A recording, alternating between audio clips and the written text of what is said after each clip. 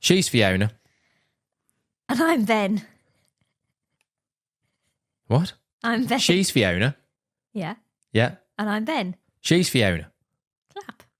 She's Fiona. And I'm Ben. And this is...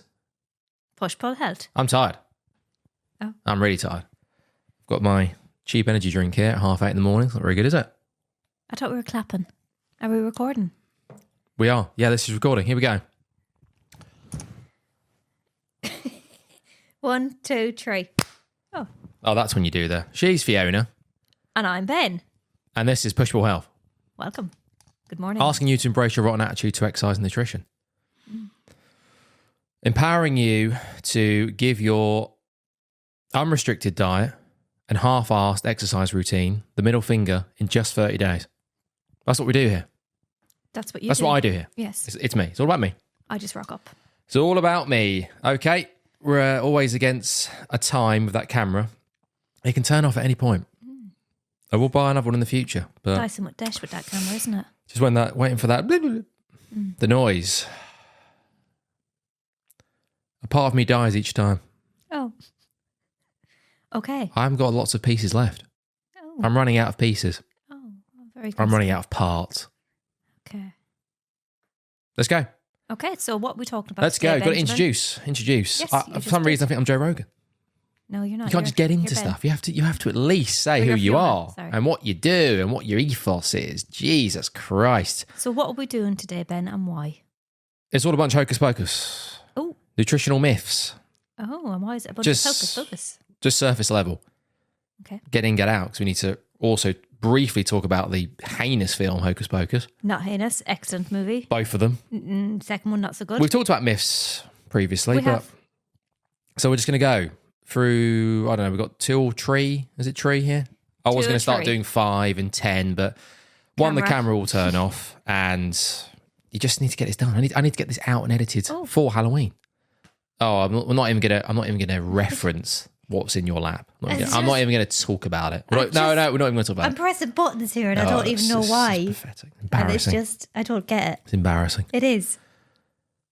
Just trying to one up me on the tablet front by getting a bigger one. This isn't, I didn't buy it. I don't want to hear about it. Okay. I don't want to hear about it, Fiona. Bad night's sleep. The clocks went back. Oh. Do you know what that means, Ben, when the clock goes back? It means it's coming up to All Hallows Eve. Oh, right. Oh. Right. The black flame candle. I don't think this is doing the job. I think I need some crack or some cocaine or something. I've got coffee. Or just a beer. Whatever gets you I've got wine. stimulated in the morning. Okay, let's go. Anyway, I then. just picked that up for no reason. Common myth, number 1. Where should Tell we me. start? Well, it's Well, actually, it's let's more about start- you telling me, isn't it? Because Let's start with the myth I have in my hand. Artificial sweeteners. I've got a sweetener in this. oh, do you? I do. Oh, right. I always have a sweetener. Oh, in my there's coffee. artificial sweeteners in that one as well. Yeah. Yes. Oh. So tell me about Kill you. artificial sweeteners. What's the myth around that? Which parts? Okay, artificial sweeteners, surface level. This is going to be because something like artificial sweeteners, whole different episode. You need a whole episode just to talk about that. Get into the ins and outs of it. Well, get everyone into says- each one and then how it affects your gut and the brain and lots of stuff. But we're just touching upon it very briefly. Well, everyone says artificial sweeteners are bad for you, basically. The research isn't there. I'm evidence-based. Research papers, they're a lot. Take a lot of time if you want to really read them properly. But no, the research just isn't there to support that. Okay. So are you saying artificial sweeteners are good for you, or are you just saying there's no real difference between The that and dose is sugar? in the poison, Oh, Fiona, I think, when it comes to something like artificial sweeteners. okay. Well, what have you heard about artificial sweeteners? They're bad for you. They're cancerous. Oh, the carcinogenic. Yes. Just as much as a mobile phone is, I believe. I believe they're in the same category as a mobile phone. Well, I So- don't really listen to much about artificial sweeteners, to be totally honest with you, because I actually have an artificial sweetener every day. So Oh dear. in my tea, coffee, whatever it's called. It depends what you're using them for. I have 2 per day in my coffee. That's it. Are they going to help you consume less calories? Potentially. Okay, so you've got some notes there, Fiona. Yes, I do. It's about the Diet Coke fallacy. No, it's not. No, that's a different thing entirely. Well, it's about Diet Coke. But some of it's a little bit sciencey, but this should give you a decent, basically what you're about to read out is how much you need of a certain artificial sweetener before it potentially becomes a problem. Okay. So an average can of Diet Coke contains 180 micrograms of aspartame, which is An artificial sweetener. an adult would need to drink a whopping 13 cans, which is nearly 4.5 litres. A whooping? A whooping. A whopping? A whooping. A whopping. Whooping. A whopping. A whooping. Every day over a lifetime before reaching ADI 44, which is... So sorry, hang on. So an average... So say, what does it say? 60 kilograms. So an average 60 kg adult would need to consume... It changes based on how much is in each diet drink, but Diet Coke, for example. Yes. 13. So you're saying 13. 13 cans of Diet Coke litres before this could be potentially a problem. Yep. Okay, that's a fair few. Remember still, even if someone did manage to drink this much Diet Coke every day for the rest of their life, the dose of aspartame consumed would still be 100 of the NOAEL. What's that? Well, it talks about the concentration, doesn't it? Okay. Which is the highest Read that again, Fiona, because it follows in, doesn't it? I said it's a little bit sciencey, but it does make sense if you read it properly. Remember still, even if someone did manage this much Diet Coke every day for the rest of their life, the dose of aspartame consumed would still be 100 of the NOAEL, which is the highest experimental concentration of sweetener without any known adverse health effects. Okay. Despite these sweeteners having the potential to be toxic, they appear in food and drinks in such small concentrations that we have no real chance of getting anywhere near the toxicity threshold. It's the dose that makes the poison. Oh, yes, it is. It is. So he said. Just because something has the potential to be toxic doesn't mean it is. Drinking large amounts of water could be toxic also. For example? Hyponatremia. Yes. Water intoxication. Yes. Oh. There you go. Hydrocephaly. What's that one where the brain swells with too much water? Let's not worry about it. Okay. That's a different topic. Okay. We're just touching the surface. Artificial sweeteners. So based on that, okay, that gives you an idea. What else? I'm just going for my artificial sweetener. Right. If that's okay. We can't rule it out completely, but based on the evidence, based on the current evidence, you need to, on average, there's an example, you need to be consuming that amount. You need to be consuming that amount every day for it to potentially start becoming a problem. Mm.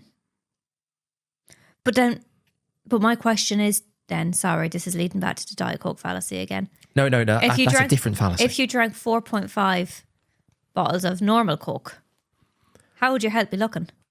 How would your teeth be looking? If you're consuming artificial sweeteners to try and save calories and cut down on liquid calories, because a lot of the time, for a lot of people, that's what gets them. It's the liquid calories. Yes. And also, if you swap out your full-fat can of Coke for a Coke Zero or Diet Coke, well, that might mean you can eat more food, which is great on a diet. If you're dieting, great. Well, yeah. When you're dieting and you're restricting your calories, do you really want to have a lot of your calories through liquid? No. Right. Food. Okay. So I think for someone who's severely overweight, telling them that they can swap their full-fat Coke for a Diet Coke as a way to cut down on calories, but still be consuming a good amount of food, I think that's pretty good advice, isn't it? Well, yeah, but people don't want to because it tastes different. If we don't get people to do that, well, yeah, okay, it's the taste, but then also if you're also then peddling this, if you're then saying, oh, well, you can't do that. Well, so, step one, how do I start to consume less calories? Right, I need to move a bit more. Okay, I need to start exercising a couple of times a week. Right, how do I start embrace my rotten attitude? How do I start doing it? Well, I'll tell you what you can't do. You can't drink artificial sweeteners. You can't have it in food. You can't do it. So rule that out straight away. All right. That full fat Coke that you're consuming, that full fat food, all the sugars you're consuming, you just got to cut down on them. Just remove them immediately. All right. Is there not an in-between? Because that's tough. I can maybe do that for a couple of weeks, but I've got a feeling I might fall off the wagon. Can I not maybe go to like a Diet Coke or Coke Zero? Can I not try and consume a food that has got artificial sweeteners in? But then it removes some of the calories and the sugar. Oh no, you can't do that. Because you'll get cancer. You'll die. But is there any proof that is carcinogenic? Based on the current research, not particularly, no. Okay. Or it's just as carcinogenic as, say, a mobile phone. Okay, fine. So, yes, there are people out there saying stop using your mobile phone because it's killing you, it's giving you cancer. But for the most part, people seem to be ignoring that. But when it comes to artificial sweeteners, a lot of people are on the bandwagon. Yeah, but doesn't most food contain artificial sweeteners? Most food is processed. Yes, it does involve a form of processing. Yes. So you could say most food is processed food. Okay. What else? There's lots to it there, Fiona. There's lots to it. But, right, so the Diet Coke fallacy. I've got here, what have I got? So it allows you to eat more food, right? Okay. Can lead to a decrease in hunger. There's lots of other stuff we won't get into now around, does it affect the gut brain as well if you consume an artificial sweetener? Is it almost lighting up the reward pathways in your brain like sugar does? But because you don't get the hit of sugar or the calories, your body starts going insane. Oh my God, but you tricked me. God. And then that might make you consume more food or liquid calories, whatever. Ugh. Yeah, but Dubious. if we have dinner and we Diet Coke, or what do we have? Zero, isn't it? We have whatever. Anyways, right. And we have a glass of Coke with dinner. We actually do eat less, don't we? Well, more so for it's the got fact some that caffeine. It bloats. We've got the caffeine as well, and just liquid. It's liquid, isn't it? So if you consume a good amount of liquid and you've got the caffeine, that's it blunts your appetite a little bit. Minimal, but a little bit. It does. We do eat less. It can save you calories, but might lead to others to overconsume in other areas. Yes, that's what you mean about your body saying, "Oh, I want sugar because you tricked me." Potentially, yes. We'll get into that on a different episode when we just talk exclusively about artificial sweeteners. Sorry, I like to go off topic. The Diet Coke fallacy.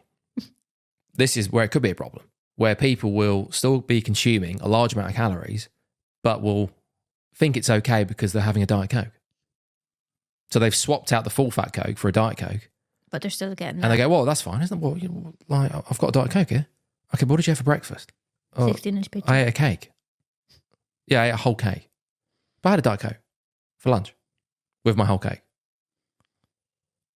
Okay. If it fits into your calories, all right, no problem. What's your goals? Yeah, I'm trying to lose weight. Right, okay. What's for dinner? A whole Domino's. Again, if it fits into your calories. If you can make all that fit into your calories, no problem. Do you know? Well, there is problems, but see the Diet Coke fallacy. Yes, I get it. Just because you're having a Diet Coke doesn't mean you can't not be mindful about all the other stuff you shove it into your gob. Yes, agreed. Now, we've talked about this before. We have. We've been in situations before where potentially the largest person in the room was consuming a Diet Coke. Because in their mind, they thought that was okay. And they could go home later and have the 24-inch pizza. No consequence. Because they're Diet Coke. Yes. Yes? But I think that's just a lack of understanding and a potential. Of course, yes, yeah. It's a minefield. Nutrition's a bloody minefield. It really is. Anyhow. Which goes into artificial sweeteners. Shall we move on? Or do you have anything else to say about anything more? No, that's fine. Which goes into artificial sweeteners. It's a minefield. So for a lot of people who are just trying to find ways to consume less calories, don't crap the bed about artificial sweeteners. Not yet. Until the evidence comes out to say... Yes, exactly. Right. Move on. Other myths. Eating after 6 p.m, Ben. I can't eat after 6 p.m. I know you are a great advocate for not doing this because you save all of your calories till 7 p.m. Bad habit. Yeah, but it's just a bad habit. It is a bad habit. It's a bad habit. Ego depletion. That's what we'll say on this. Ego depletion. Oh, yes. You've had a long day. Stressed. Tired. I'm very tired. Very tired. Day's just tired. It's only half 8. Right. But a long day. You may have not eaten a lot of food because you've been busy. You've been rushing. Or like me, you just in your head, I love the idea of having loads of calories at the end of the day after a long day. But for people who don't have, so the ego depletion means that their willpower has dropped significantly by the evening, which might mean that they're going to overconsume calories. They're not just going to have most of their calories at the back end of the day. Yes, they will have those, but then also they're going to have too many calories and they're going to overconsume. So they're going to have a big dinner. That's not quite hitting the spot. What else is in the cupboard? What else is in the fridge? Let's have a look. Willpower, gone. Ego depletion. Or if you are on a diet, and you're keeping most of your calories to the back end of the day, and you've been doing that for however long you've been dieting for. You get to the back end of the day and you think, do you know what? I've had such a heinous day. This has been hideous. I've been doing this diet now for about 10 hours. I've had enough. That's it. Right. That's me. What else am I eating? That's me. I'm like so that. there might be some value, for example, to front load your calories. So eat more in the morning. Eat like a king. Have a good breakfast. Yes, the whole eat like a king, lunch like a prince, dinner like a pauper. It's based on there's science stuff around that as well. Sorry, but then if I eat dinner like a pauper, then I'm going to have to eat my dessert like a king again. Right. It's from a psychological perspective, that would be tough for a lot of people. And if you're on a diet as well, the idea of consuming 50% of your calories before 9 a.m. Yeah. Bloody hell. But I do. Physiologically, might be a good idea. No, I don't. Psychologically, oh God, oh no. Even if it's a really nice breakfast, high protein, high fats, a very satiating breakfast. If you get home and all you can eat is a rice cracker, that could be quite depressing. Yeah. So there's a balance there. There's a balance. But, yes. Right, anything else for the eating after 6? No, this is just surface level, remember, Fiona? It's just surface level. Aggressive dieting. Tell me more about that, Ben. Well, hang on, what else is there? So breakfast is the most important meal of the day? Yes, I agree. As we've just spoken about, it can be, yeah. But I've got myself, so I literally have my breakfast for the past 4 years, every day, between 10 and 10:30. Let me just sip my drugs. Yes. I have my breakfast every day at 10:30. Oh, I'll tell you what that tastes like. Shit. Cancer. Ben. That's not good. Ben, you I don't normally do this. I don't normally do this. You can't say that. Why? That's terrible. What do you mean? That's terrible. I don't normally drink these. Very rarely do I drink these. You can't say that. Anyways, what was I saying? And I start to shake Is that controversial? After 10:30. Oh. I start to shake if I don't get my breakfast because I'm just so set into a routine with it. Right. But I will not eat my breakfast until 10:30 either, even if I'm hungry. Oh, God, I just had a panic attack there that I hadn't pressed record. Yeah. No, I see. Well, based on the camera, we've got 10 minutes left. So okay. Right, so breakfast. Okay, so you think breakfast is... Yes, I have to. I could go without my dinner. I'd snack, yes. But my breakfast keeps me full until my dinner. Well, it might be interesting if you are... Well, I do have a protein bar. If you are trying to diet, I'd never tell people to force themselves to eat breakfast. Because if you're not hungry in the morning, just don't eat.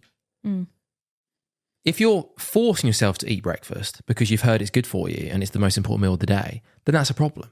Because chances are you might be forcing yourself to eat one of those breakfast bars. Yeah. Or a croissant, or just something that, for the most part, again, if you're trying to be more conscious of what you're consuming, eating a croissant before the working day might not be optimal. But some people wake up starving. I don't get that. Right. So if you are hungry in the morning, try and make sure you get a good breakfast in you. Yeah. Because again, if you're trying to lose weight, it could be quite beneficial. And if you're trying to put on weight, yeah, well, definitely don't skip breakfast. Get something in. High protein, high fats. It's kind of a bit like, sorry, this is really going off topic, but it is a bit like what I do is a bit like intermittent fasting, isn't it? Because I finish eating at 7 o'clock and then I'm not eating until 10 p.m. the next day. Potentially, yeah. 10 I think a lot of people do. Yeah. I think a lot of people wake up and they're not very hungry. Okay. Kellogg's. You know Kellogg's? Kellogg's funding. Kellogg's. Kellogg's. You know Kellogg's? Frosties. Yes. Rice Krispies. Yes. Cornflakes. Yes. So the myth of breakfast is the most important meal of the day Yes. came from Kellogg's launching all these campaigns back in the late 19th century. Really? Yes. Well, of course. Well, they were selling breakfast cereal.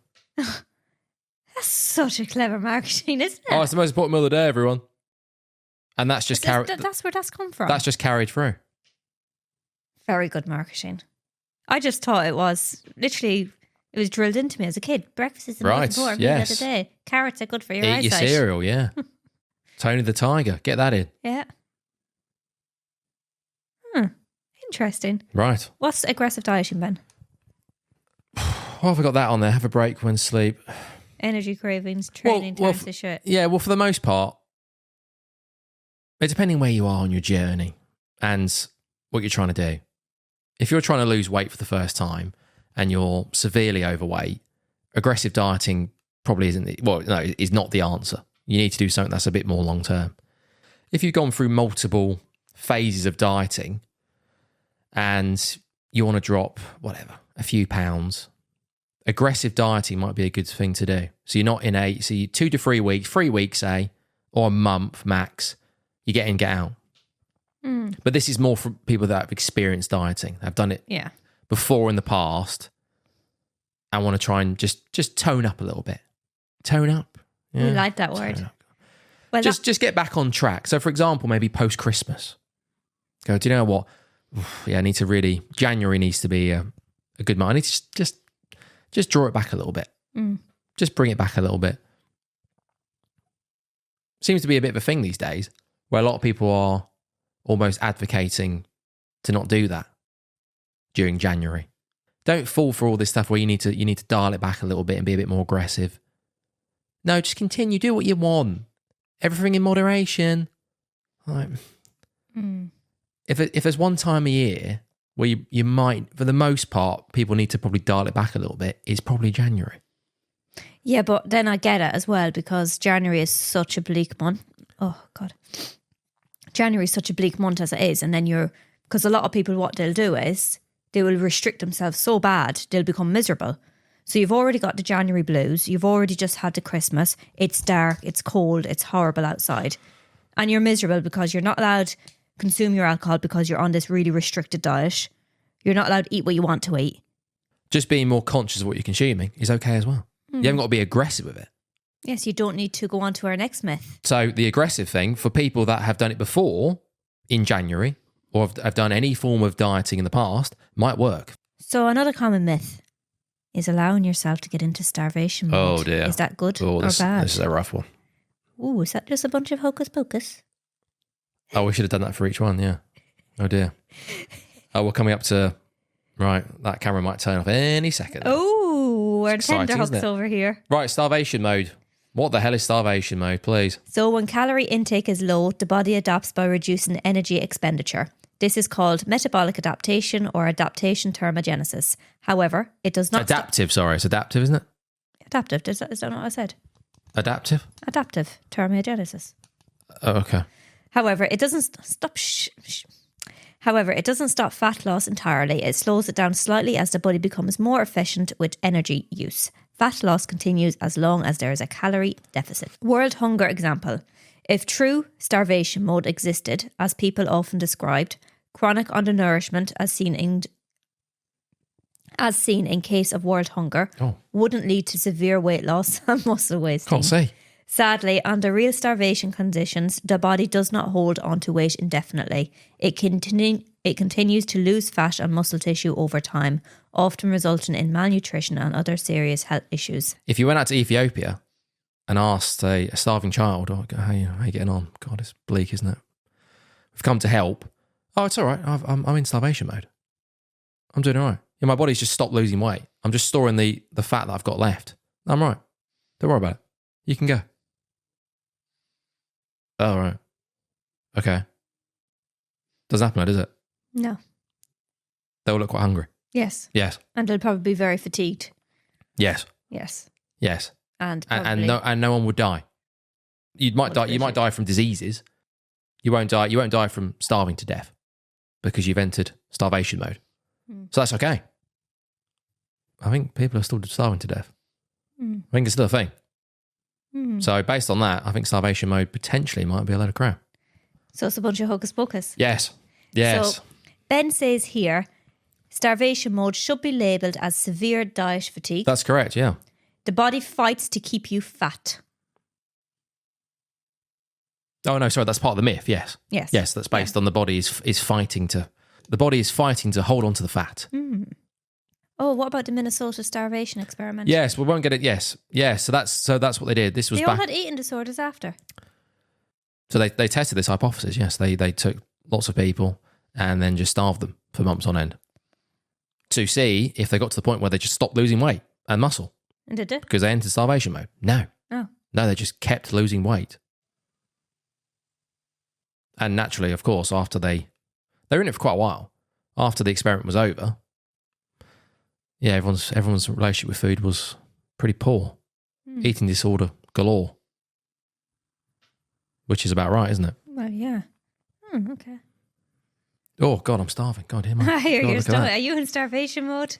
Right, so... Yeah, sorry, please. Let's try and explain why starvation mode's a thing and why people get confused, why people think that... Why people might get to the point where they say, I'm consuming 600 calories, I'm exercising 4 hours a day, and I'm not losing weight. What's going on? What the hell's going on? I must have entered starvation mode. I don't know what's going on. You tell me. No, the notes are there. Oh, let's get into it. From the metabolism global. that you're in that. That was expertly done. The metabolism.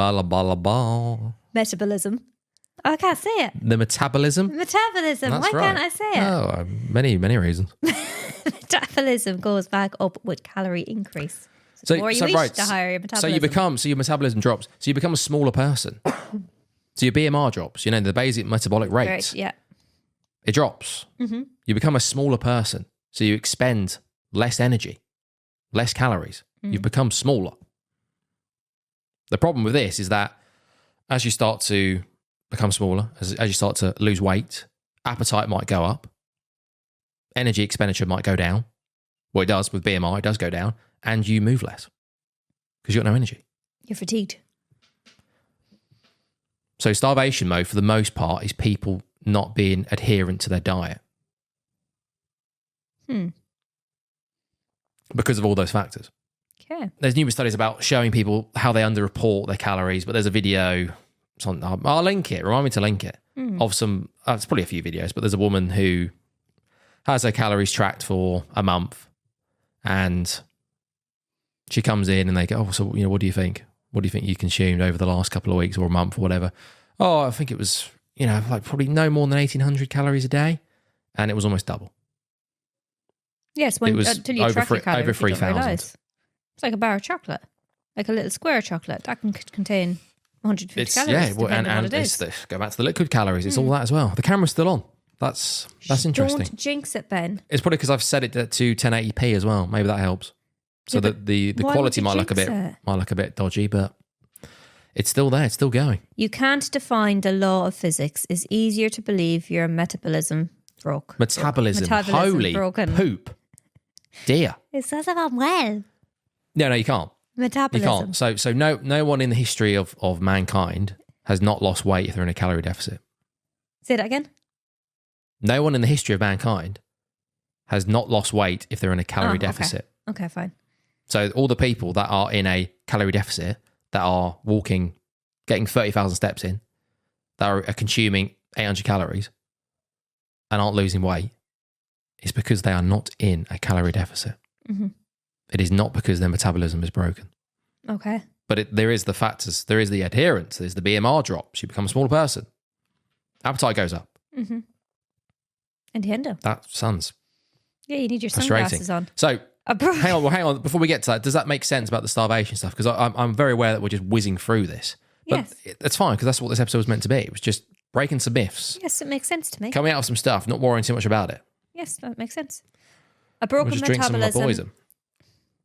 Right, so the starvation diet, that makes sense. Just drink your fucking drink. Starvation mode. The kids. Sorry, I forgot. It's frustrating. A broken metabolism is really a metabolically adapted state due to factors like weight loss, hormonal changes, stress, muscle loss, or underlying health conditions. It's a real effect, but not irreversible. Reversing or managing these changes often involves rebuilding muscle through strength training, gradually increasing calorie intake to reset metabolic needs, managing stress, and ensuring balanced nutrition. So while metabolism can adapt and feel broken, it can also be improved with the right strategies. Okay. Right. And you said here about adherence problem, you've already spoke about this. Becoming a smaller person, NEAT is a reduced weekend calories are high. Well, adherence, yes. So yes. you might diet Monday to Friday. Oh God, that was tough. Over the weekend, you up your calories, but you really up your calories. Not just a little bit. You go to town. Yeah. So best case, you get to Monday and you've not lost or gained any. You've just hit your maintenance. Worst case, you've really gone to town Saturday, Sunday. Back to square one.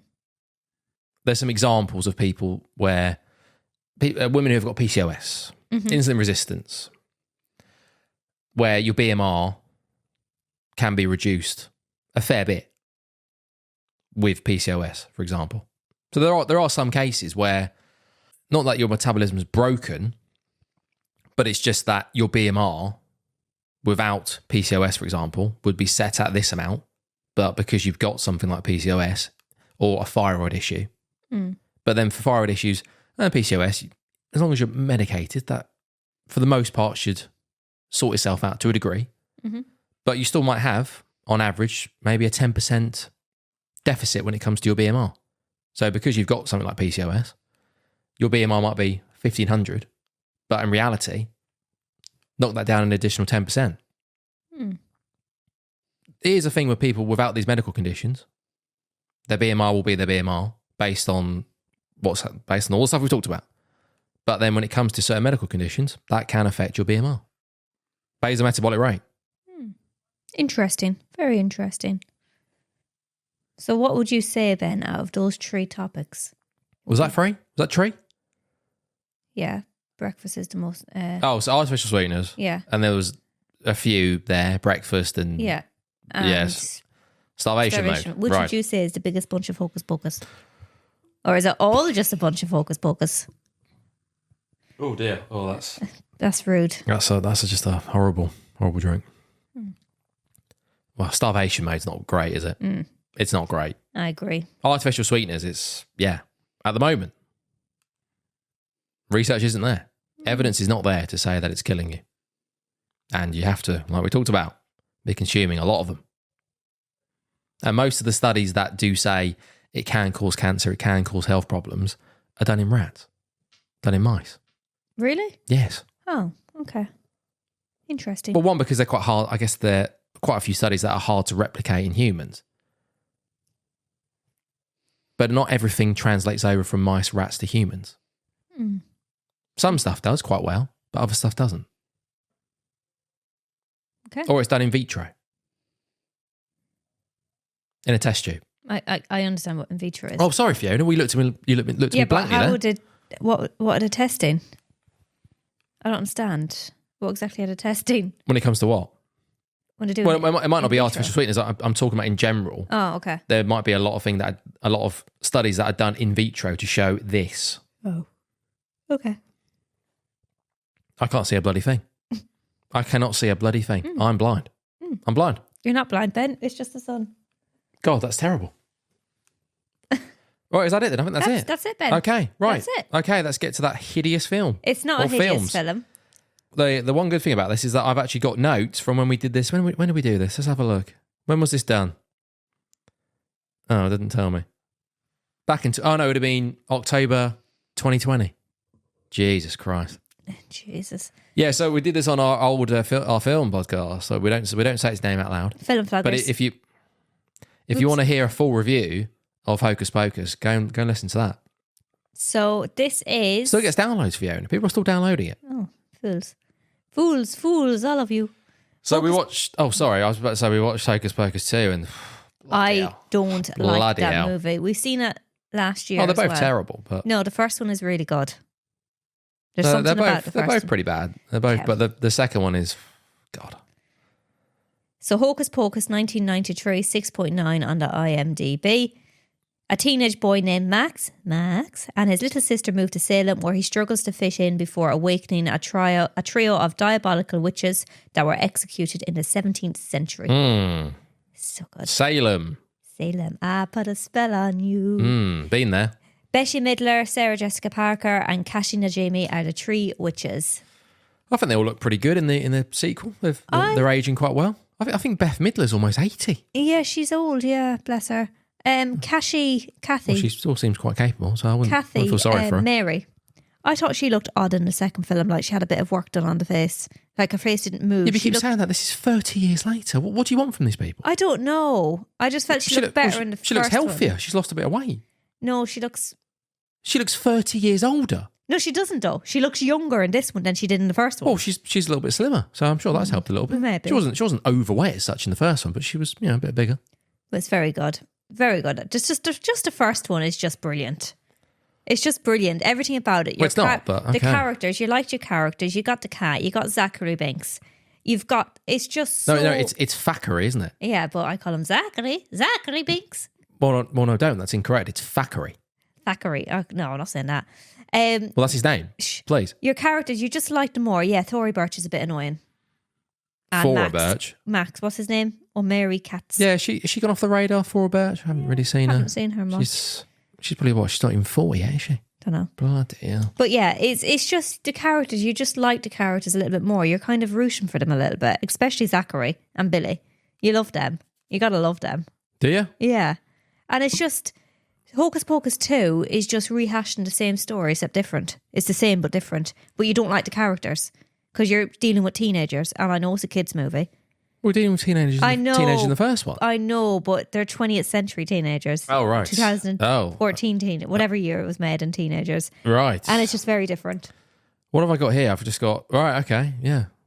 Okay, anything else to say about the second one? No, the second one was crap. Didn't like it. They spent too much time in I think a lot of people apparently enjoyed it just as much, if not more, than the first one. 6.0 on the IMDb, the second one.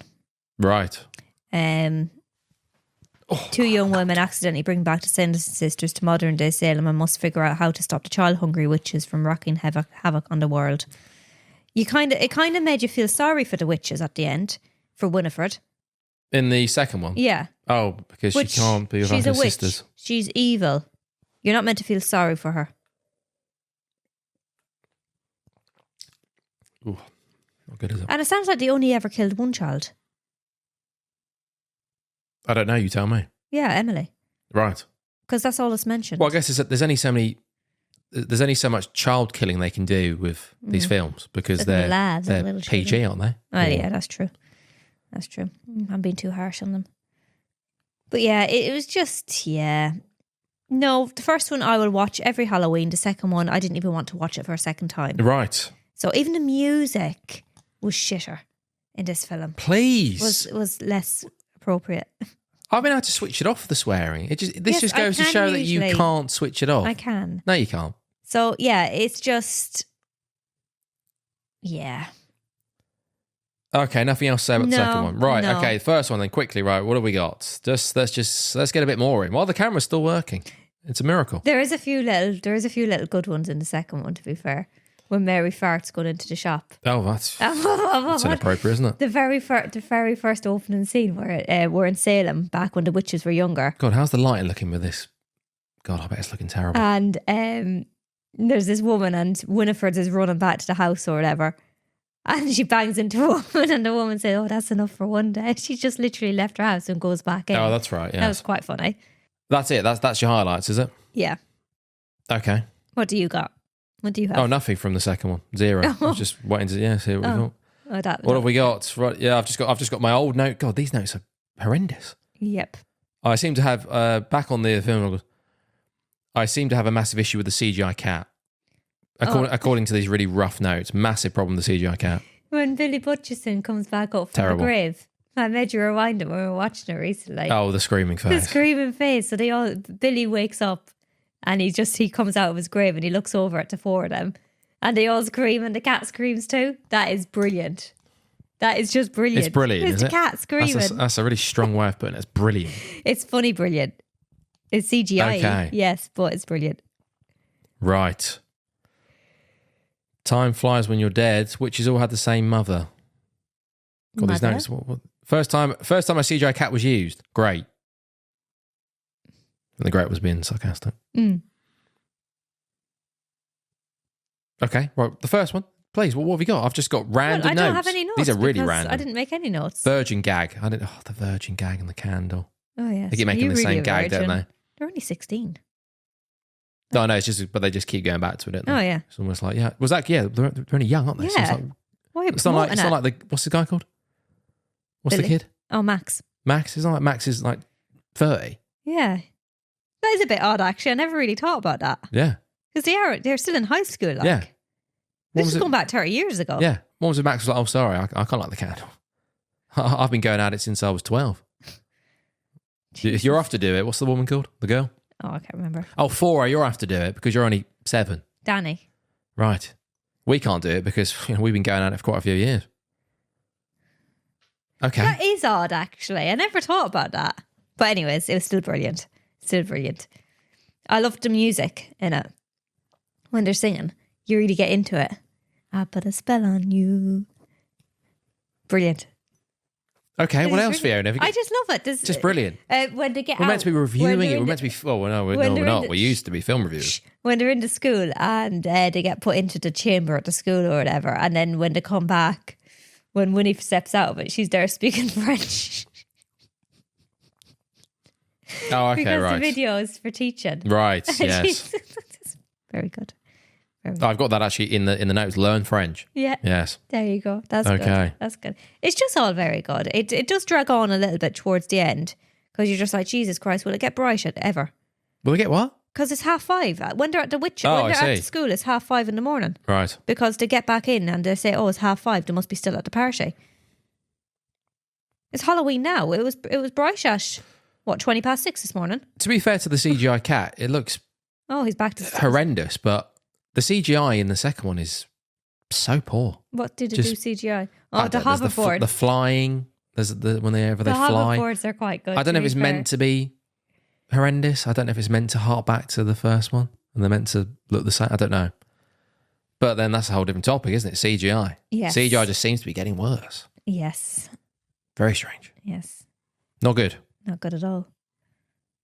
I can't. Probably go and listen to the Film Vloggers review. It wasn't much better than this. We were just talking about the film exclusively, so there was probably more to it. What was the other fella called? I can't remember. Sorry, the film review. Right, anything else, Fiona? No. They're making a third one, I believe. I don't think they should. Why not? You may as well finish it off. You may as well finish. If they've made a bit of money and everyone got all giddy again about them coming back, they may as well do it now. Well, they need to do it now. Bloody Beth Midler's pushing 80. Well, yeah. They're not getting any younger. They all look pretty good, but get it done. The wardrobe was very Cash good. that in. I have to say. Just Sarah was a bit more goofy in the first one as well, wasn't she? Was she? Yeah, she was more likeable or something in the first one. Right. And why did it magically just get powers in the second one? She was really was she not really in? She was really into the boys and the children in the first one. The second one maybe not as much. Job. Okay. Her job was to lure the children in, and then Mary's job was to sniff them out, and then Winifred's job was to make the potions. Okay. But so SPJ is not Sarah Jessica Parker. SJP was not as much into the men or the boys in the second one. No. Maybe that's just going with the times. Maybe it's inappropriate. Don't know. You can't just be lusting after children. Yeah. Christ, pretty bad review, isn't it, on your part? Yeah. I've tried. I've got the Film Vloggers notes back out. I've tried to do something.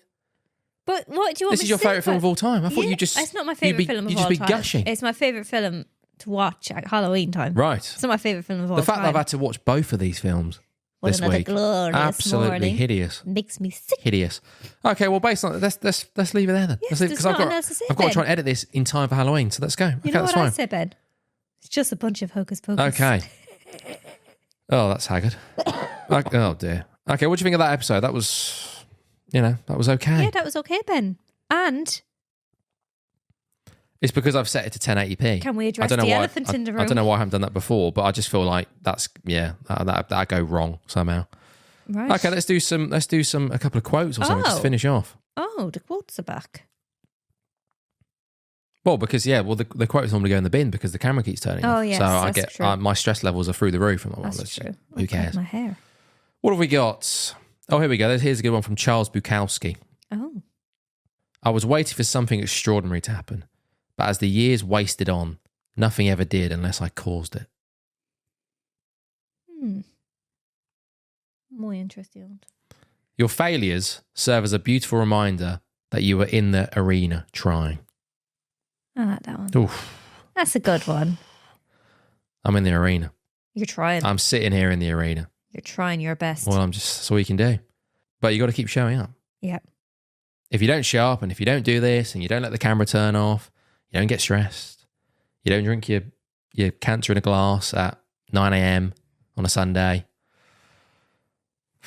I don't know. keep going. Maybe not with that. Don't Google just be, it, just have a couple. have some of those occasionally, but just be mindful of your consumption. But as we spoke about with the Diet Coke stuff, you can consume a fair bit of them before they become a problem. Keep turning up. What else? Anything else? No, That's enough. I don't have anything. That's enough. Right. There we go, Ben. Well, I must say, congratulations. This is the first podcast that we have completed with under an hour, with the camera not effing up. We've managed to do a review. You've managed to do it around your world. Okay, let's go. We need to stop because no one cares about let's this. Stop. No one cares about well this. done, We're Ben. not famous enough yet. Okay. Right, so, push more health. Pushing your health from the pulse of life. Yeah, what else? Anything else? Where do they find us? There's a website? There's a website, push-pull-health. .co.uk. There you go. Yeah, there's stuff on there. Yep. There's an app. There is an app. For all the online folk, most people who will be watching this will be online based. Where you can track your calories and see how much you're taking in. Exactly. You can track your calories. You can check. See if you're in a calorie deficit or not. Yeah. And there's stuff to do on there as well. There's training. Yep, that's There's the word. lots of guides. There's guides about artificial sweeteners. There's all sorts of guides on there. Yep. They're pretty straightforward. It's very much me trying not to overwhelm you with stuff. But come on, have a look at it. See what you think. Have a nosy. Give Ben what's the word? A tweet? No, Oh, God. a message. Okay, that's enough. That's Okay. enough. I need to edit this. Right. Okay, goodbye now and thank you. Cheers. Slán leat agus gar maithagad. Yeah, so it was still rough, yeah, and I still fucked up loads of times. Ben, Well, I did. I think you did a great job, darling.